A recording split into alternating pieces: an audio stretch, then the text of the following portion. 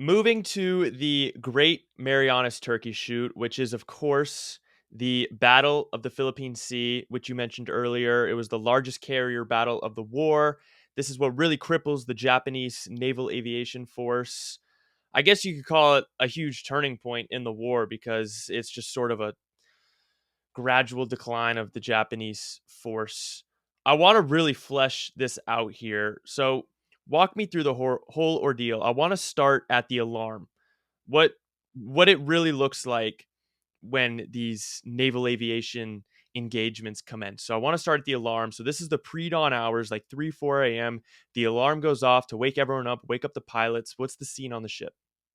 Sure. So everyone knew there was going to be a battle that day. The U.S. submarines had been tracking the Japanese as they approached, and had been radioing to the carrier task force essentially their location and position. And so the night before, essentially the pilots were briefed up that the fight was coming. Nobody really knew exactly how it would go down, but folks were on alert. And there was perhaps a little bit of nervousness in that, the conventional wisdom in carrier warfare was that the side that struck first had the advantage, but in the U.S. side here, Admiral Spruance opted to do the exact opposite, in that he was protecting the landing beaches there on Saipan and Marianas. And so he was standing guard on them. He didn't want to go off and chase the Japanese fleet and leave them unguarded. So essentially, the plan was to stay put, to guard the landing beaches and let the Japanese come to them, which is sort of defies the conventional wisdom. So the alarm on the cowpens went off at 3 or 4 a.m., well before dawn, enough time to get everybody up, feed them, prepare them, and it was anticipated that the fighting would begin at dawn. But the Japanese, at least the carrier aviators, was kind of a no-show initially there at the break of dawn. There was some fighting over Guam, which was one of the islands there a little further to the north. The Cowpens wasn't involved in, but those were all land-based planes. So the carrier pilots aboard the Moo are sitting in their ready room, and they're just kind of tense. They know a fight is coming. It hasn't happened. It hasn't arrived yet. Nobody knows why the Japanese haven't showed up on radar scenes. And one of the Cowpens pilots talking about it afterwards, he described it like a locker room before a big game. Sort of nervous butterflies and little conversation. And in a lot of the other carriers, or some of the other carriers, when the Japanese didn't appear at dawn, some guys went off to breakfast. They went off to bed. They kind of took a nap. They relaxed their guard a little bit. So when the Japanese did finally start showing up on radar screens a little bit later, the Cowpens pilots were essentially ready to go. And they normally, there's sort of a process by which that they would, get to their planes. They do general quarters. They go to the ready room. They get briefed up, and then they go pilots man your plane, and then they go out and essentially climb to their aircraft.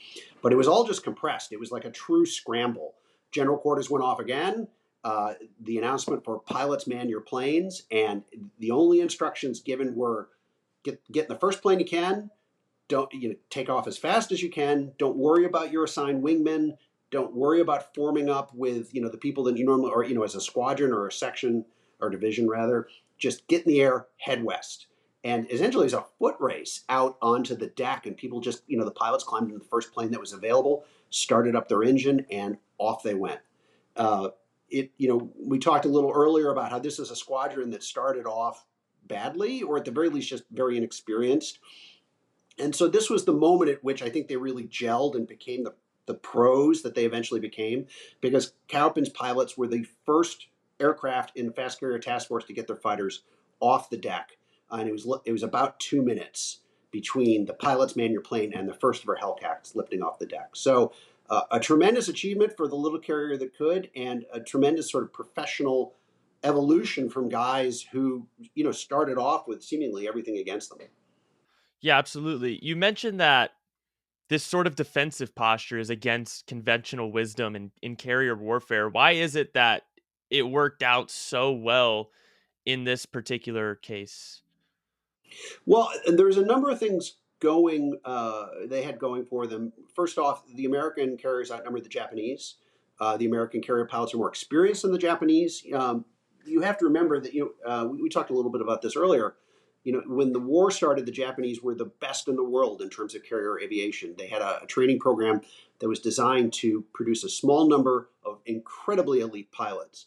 But what they couldn't do is produce larger numbers of pilots. And as the war progressed, the casualties among the Japanese naval aviation cadre were extremely heavy. The fighting down in Rabaul was terrible, and all sort of all the previous carrier fights, Midway being one. It was very difficult for them to replace their pilots in the numbers that they had replace sort of the elite pilots in the numbers that they needed. And so their standards had slipped a little bit. And roving submarines also didn't help matters in terms of, U.S. subs were on the carriers and staked out where they were, where they were sheltering down south in the southern ends of the Philippines. So it's not like they could even the carriers could take to the sea to get their guys some practice. So the Japanese were not the elite adversary that there had been, 2 years prior. And then when you add to that the numerical disadvantage, they were starting from a pretty big deficit. Interesting. So even going into the Battle of the Philippine Sea, the Japanese aviation force was already in decline. This was just even more of a crushing blow. Yeah, this was the hammer. I'm sorry, the nail in the coffin of Japanese aviation. That they were never. This was it. They were never used in this way again for the rest of the war. They really only made one other big appearance, and that was the Battle of Leyte Gulf in October. And they were bait. They just didn't have. They didn't have the pilots to pose a serious threat like they'd done in Syria in previous battles. But this was the one that put the U.S. naval aviation superiority on top. So you're very descriptive of the dogfighting that takes place during this battle and the action that's taking place in the air. Obviously, it's going to be hard to follow reading words on a page with the intense action of a dogfight, but you do a very good job of telling the many different perspectives of many different pilots who were flying in the air that day. So once these two aviation forces converge, what's the action like in the air? So Kaupin's. So essentially, the way they had sort of set up the day, 8 of Kaupin's planes were already in the air on what's called combat air patrol. They were up at dawn, and so essentially they're just circling overhead. Early in the war, our pilots had learned that essentially if you have planes up all the time, that allows you to really cut down on reaction time. And then they had 16 more that were on the deck ready to go. So when the Japanese appeared on radar, essentially several carriers had their planes in the air, and Calvin's was one of the first to actually encounter. There were a couple of others that beat them there, but just within the first few minutes of the battle, its first 8 fighter were in the mix, and essentially, even in those early moments, things were not going well for the Japanese. As the pilots approached, they could see the enemy formation scattering. Some of the other U.S. Hellcats were a little ahead of them, started breaking that up, and already burning planes were starting to fall from the sky. So it quickly descended into a melee, and what started as a group of Kaupin's fighters working together. Folks just sort of scattered and chased whoever they could find, and oftentimes there were more Hellcats than Japanese planes. So there was always, there was I'm not going to say intense competition, but there oftentimes there's a number of American fighters trying to get in on a Japanese plane. At the same time, you had your 16 alert fighters. They all get off the deck, and essentially, as I mentioned, their orders were just go west. And the pilots described how they were, what they described as hanging on their propellers to gain altitude as absolutely as fast as possible. Interesting. So you mentioned earlier that one of the reasons for the downfall of the Japanese aviation force was their inability to pump out large numbers of pilots. It also seems that their sort of samurai mindset and way of life with the whole kamikaze thing also kind of played a hand in this. Do you think that the rapid decline of the Japanese isn't just a testament to the inadequacy of their training program? Not the inadequacy, because it was a very, you know, prestigious training program, but their inability to pump out numbers. Do you think as well, on top of that, it was their kamikaze mindset, Or a third factor I'll introduce is just the Americans becoming superior pilots by experience. You know, culture is always an important part of military performance. And some of that is national culture, some of that is institutional culture.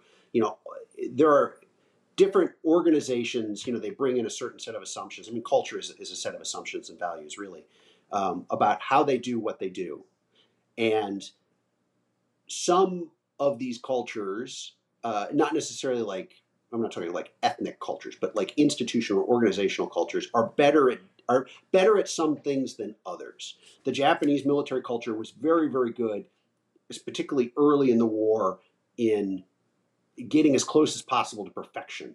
These guys were absolutely fantastic at their jobs. The Americans had a completely different culture, and there's, I'm not going to say seat of the pants, but it was a great deal of was improvised. This huge training program started because of necessity, and just went full out, all out. And they had a very different approach, in that it was they were their objective was to train large numbers of pilots who were pretty good.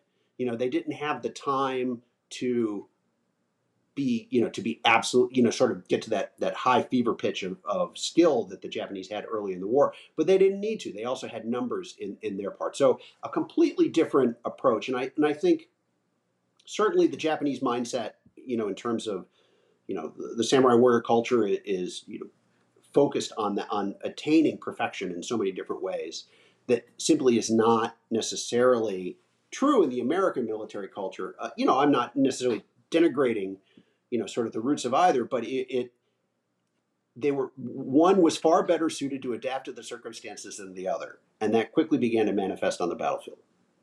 Yeah, that's a good way to put it. I think that sort of their commitment to excellence kind of did play into their downfall a little bit with the whole kamikaze thing, and just their will.